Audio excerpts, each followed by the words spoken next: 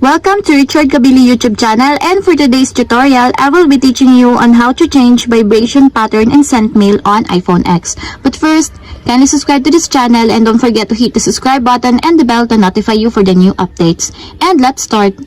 Using your iPhone X from your home screen, first go to Settings.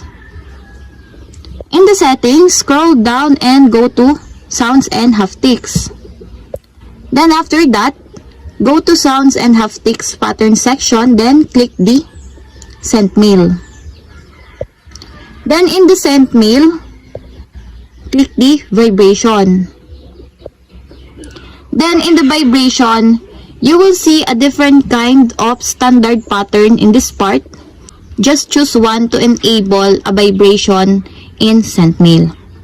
And that's it. We have successfully changed vibration pattern in sent mail on iPhone X. If you have a question, kindly comment down below and don't forget to hit the subscribe button and the bell to notify you for the new updates. And thank you for watching.